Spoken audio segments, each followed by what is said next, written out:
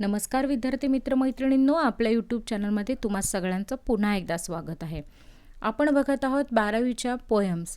आता त्यातली तिसरी पोएम आज आपण बघणार आहोत. पोएमचं नाव आहे इंचकॅप rock.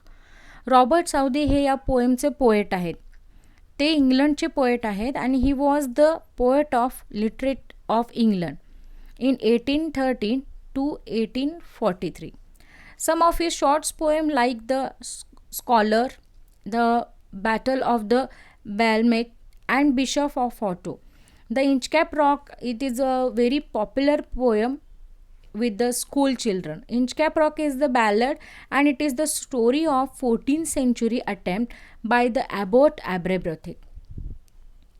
The install of the warning bell on the Inchape, the notorious students reef of about the 11 miles, means 18 kilometers, off the east of coast and argued to Scotland near the den and fire occupied by the Bell Rock and Lighthouse. Southey was inspired by this legendary story of the pirate and who removed by the bell on the Inchape Rock and placed by the abbot Aberbrothick. The poem gives the message that those who do wrong things will meet with due to punishment. या पोएममध्ये कवीनं आपल्याला एक खूप छान message दिलेला आहे. थोडक्यात message मी तुम्हाला एका वाक्यात जर असं म्हणत असाल तर वाक्यात म्हणजे त्या पोएममधला एक असा मेसेज आहे की आपण इतरांच्यासाठी जर खड्डा खणत असू तर आपणच त्या खड्ड्यामध्ये जाऊन पडणार आहोत. कारण ही जेव्हा कविता तुम्ही बघाल तेव्हा तुमच्या लक्षात येईल की या पोएममध्ये एक्झॅक्टली पोएटला आपल्याला हेच सांगायचं आहे. आता या पोएममध्ये ॲबर्ट नावाच्या एका व्यक्तीने खूप छान पद्धतीने अगदी हुशारीने इन्स्पायर होऊन इंचकॅप एक रॉक आहे आणि त्या रॉकवरती जहाज येऊन काय होतात धडकतात आणि त्याला धडकल्यामुळं जहाज फुटतात आणि लोकांचंही नुकसान होतं आणि जीविताची सुद्धा हानी होते. मग ती होऊ नये याच्यासाठी त्याच्यावरती एक बेल लावलेली आहे. आता ती बेल जी आहे ती इतकी मोठी आहे ती घंटा की हवेने किंवा लाटांच्या हादऱ्यामुळे ती वाजते आणि जेव्हा ती वाजते तेव्हा लोकांना समजतं की इथे काय आहे मोठा रॉक आहे आणि त्या रॉकपासून काय होतात लोक दिशा बदलल्यामुळं त्यांचे प्राण आणि त्यांचं नुकसान सुद्धा टळतं. पण हे सगळ्यांसाठीच असेल हे कशावरून? कारण हे सगळ्यांनाच आवडेल असं नाही आहे ना. काही असतात विघ्न संतोषी लोक, त्यांना बघवत नाही. मग त्यातला एक आहे, मग त्यांनी नेमकं पुढं काय केलं हे आपण या कवितेमध्ये बघणार आहोत. पहिला स्टांजा बघूयात. No stir in the air, no stir in the sea, the ship was a still as she could बी.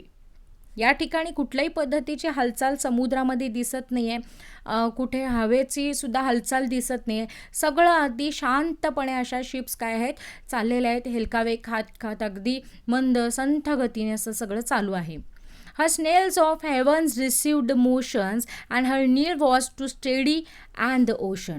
आता या ठिकाणी काय सांगितलेलं आहे की समुद्रातल्या ज्या काही लाटा आहेत किंवा समुद्रात ज्या काही हालचाली सुरू आहेत त्या इतक्या संथ गतीने चालू आहेत की ज्यामुळे या ठिकाणी कोणत्याही पद्धतीने एखादा धोका आहे असं या ठिकाणी आपल्याला काय वाटत नाही आहे, लक्षात येत नाही आहे. Without either sign or sound of their shocks, कुठल्याही पद्धतीची या ठिकाणी काही नाही आहे, साईन नाही आहे. The waves of flowed over the Inchcape rock, त्या रॉकला या ठिकाणी लाटा जाऊन धडकत आहेत. So little they are rose and so little they are fell, काही लाटा उंच आहेत तर काही लाटा लहान आहेत. They did not move to Inchcape bell.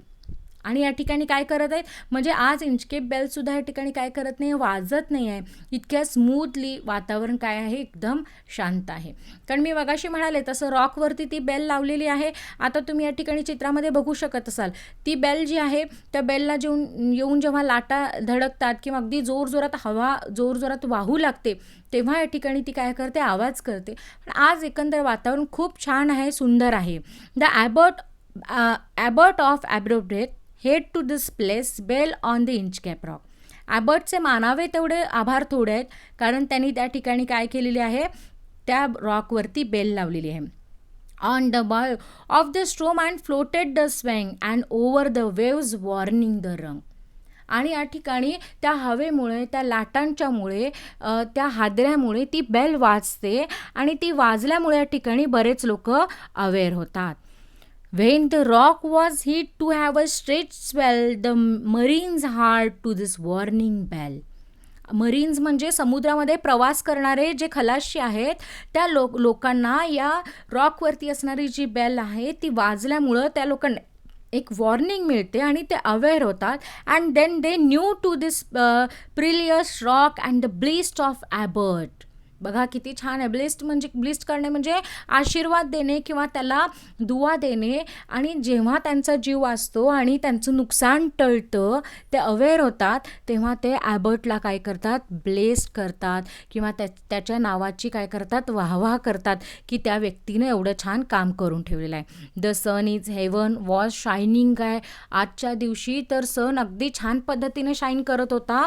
All things were joyful on that day. सगळं आनंदच झालेलं होतं. The sea birds streaming on the wild round. मग सी बर्ड्स जे आहे त्या ठिकाणी गोलाकार दिशेने काय करतायत, पक्षी समुद्रावरती गिरट्या घालत आहेत. दे वर जॉयन्स अँड देअर साऊंड. त्यांच्या आवाजामध्ये सुद्धा आनंदाचे चित्कार या ठिकाणी ऐकू येत होते. The buoy of Inchcape bell was seen. आणि या ठिकाणी एक त्या बेल जी होती त्या रॉकवरती लावलेली ती सुद्धा त्या ठिकाणी शांतपणे अशी दिसत होती. The darkest speck of ocean green the sir Ralph Rover walks his deck and he fixed his eyes on the darkest speck. पण एक असतं की या ठिकाणी जितकी चांगली काम करणारी माणसं असतात तशी वाईट काम करणारी ही माणसं असतातच की.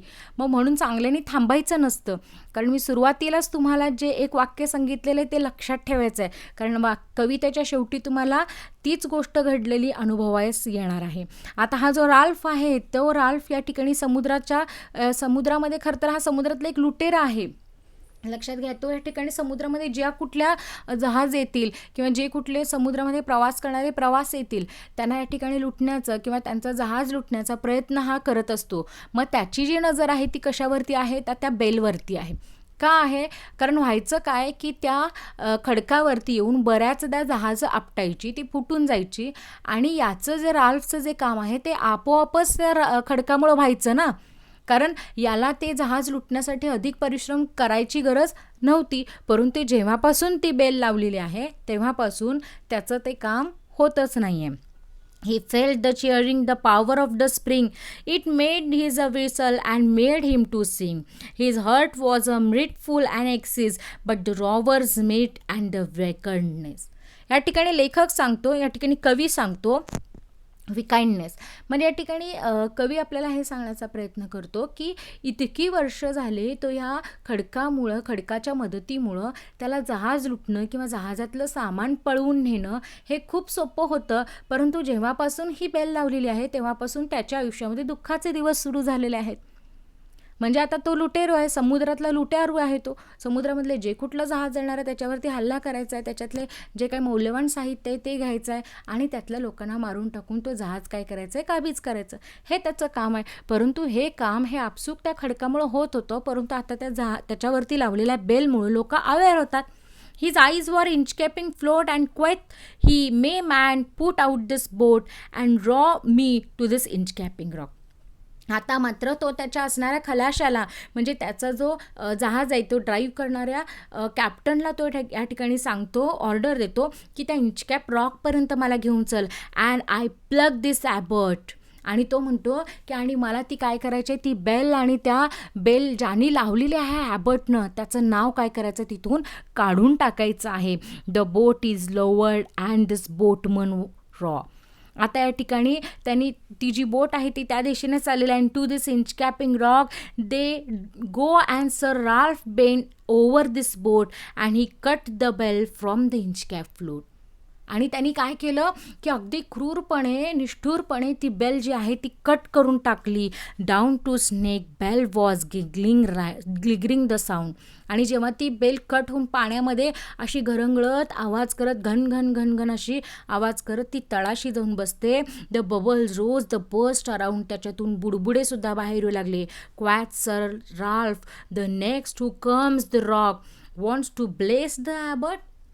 आता तो या ठिकाणी सांगतो आता कोणीही येऊ दे, या खडकाला धडकल्यानंतर कोण त्याला आशीर्वाद देतं, कोण त्याला शुभेच्छा देतं, कोण त्याला चांगलं म्हणतं ते मी बघतोच. म्हणजे किती क्रूर भावना आहे बघा या राल्फची. सर राल्फ रॉबर्ट स्नेल अवे अँड सोड the sees a many day. आणि या प्रकारे त्याला खूप आनंद झाला की आता कोणत्या ॲबर्टला चांगलं म्हणतं की नाही ते मी पाहतोच, असं म्हणून तो त्याची कामगिरी रोजच्या रोज करू लागला. आता तिथं रोज एखादं जहाज धडकू लागलं आणि त्याचं काम अधिक सोपं होऊ लागलं. असे बरेच दिवस झाले. And now he grow rich with the plunder store. Plunder म्हणजे लुटलेली जी काही संपत्ती आहे त्यांनी तो खूप श्रीमंत झाला. ही स्ट्रीज कोर्स ऑफ द स्कॉटलंड शोर. आणि त्या स्कॉटलंडच्या त्या भागामध्ये ना त्याचे स्वतःचं साम्राज्य त्यांनी तयार केलं.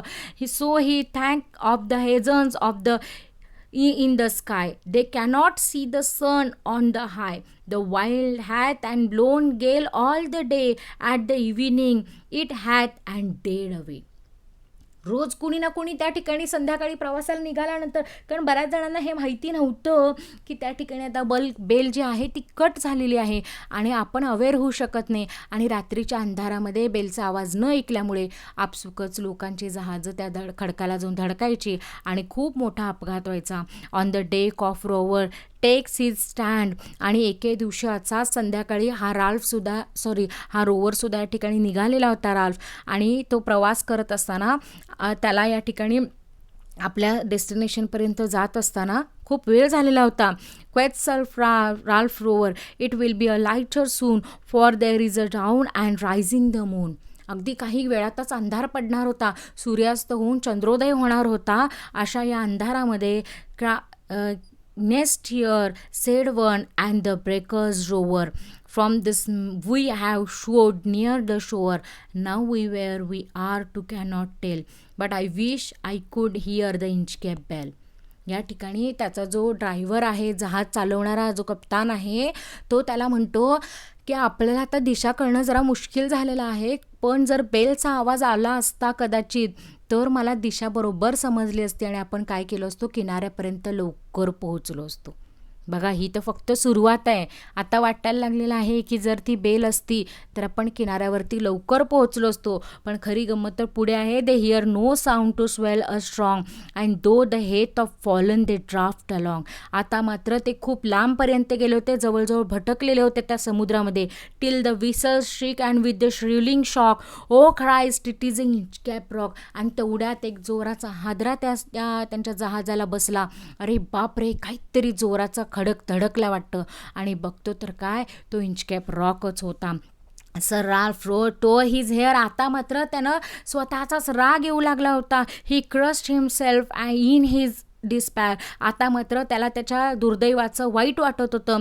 ही waves the rush in every side. आता मात्र पाणी सगळीकडून आत येत होतं. The ship was sinking neath on the tide. आता मात्र ते जहाजसुद्धा हळूहळू तळाशी बुडत चाललं होतं. But even in his eyes dying fear. त्याच्या डोळ्यामध्ये मरणाची भीती दिसत होती. वन ड्रेडफुल साऊंड कुड द रोवर हिअर. आता मात्र त्याला एक भयानक आवाज त्याच्या कानामध्ये येत होता. A sound as if with the Inchcape the devil below the rising his knell. आता मात्र हा राक्षस तळाशी जाताना त्याला त्याची चूक बरोबर लक्षात आली.